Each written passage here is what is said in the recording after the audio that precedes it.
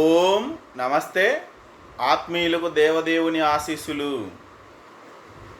శ్రీమద్భగవద్గీత 13వ అధ్యాయమైన క్షేత్రజ్ఞ విభాగ యోగంలో అర్జునుల వారు అడిగారు, క్షేత్రము అంటే ఏంటి, క్షేత్రజ్ఞుడు అంటే ఏమిటి, ప్రకృతి అంటే ఏమిటి, పురుషుడు అనగా ఏమి, జ్ఞానము అనగా ఏమిటి, జ్ఞేయము అనగా ఏమిటి అని 6 అంశాలను తెలుసుకోవాలనే ఉద్దేశంతో ఆయన ప్రశ్న రూపంలో అడిగాడు.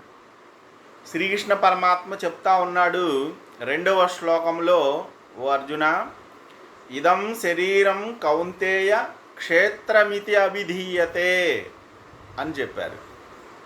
ఓ కుంతీపుత్రుడా, ఈ శరీరము నీవు ధరించినా నేను ధరించినా ఈ ప్రజలందరూ ధరించిన ఈ శరీరాలు ఏవైతే ఉన్నావో ఈ శరీరాన్ని క్షేత్రము అంటారు అని చెప్పే సమాధానం చెప్పాడు.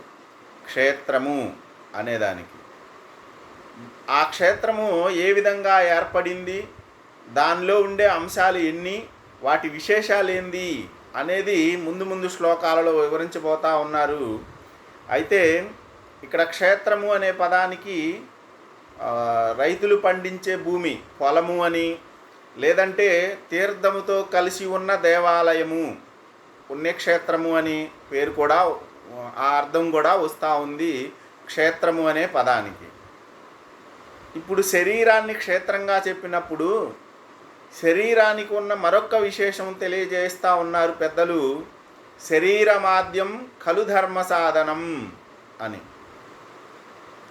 మానవ శరీరం మనకు లభించింది, ఇది ధర్మాన్ని సాధించడానికి మూలము అయి ఉన్నది. శరీరం లేకపోతే ధర్మాన్ని మనం సాధించలేము అని తెలియజేశారు. ఇదే శరీరము భూమి, క్షేత్రం అనే పదాన్ని భూమి అని మనం తీసుకున్నప్పుడు ఇది మాతృభూమి. ఈ మాతృభూమి కూడా దేశ ప్రజలందరికీ శరీరము వంటిది. దేశానికి శరీరము ఆ సరిహద్దులతో ఉన్న మాతృభూమి. ఈ మాతృభూమిని ఇక్కడి ఆచార వ్యవహారాలను, సంస్కృతిని గౌరవించే వాళ్ళకి ఇక్కడ ఆశ్రయం ఇవ్వవచ్చేమో, కానీ ఇక్కడ ఉన్న సంస్కృతిని, ఆచార వ్యవహారాలని వ్యతిరేకిస్తూ విధ్వంసాలు చేసేవారికి ఈ భూమి మీద ఆశ్రయం ఇవ్వడం అనేది మనం చేస్తున్న తప్పు అని గుర్తెరగాల. ఎందుకంటే ధర్మాన్ని సాధించటానికి మనిషికి శరీరము ప్రధానమైన కారణం కాగా దేశ భూమి మన మనుగడకి ప్రధానమై ఉన్నది. ఇది గుర్తెరగాల.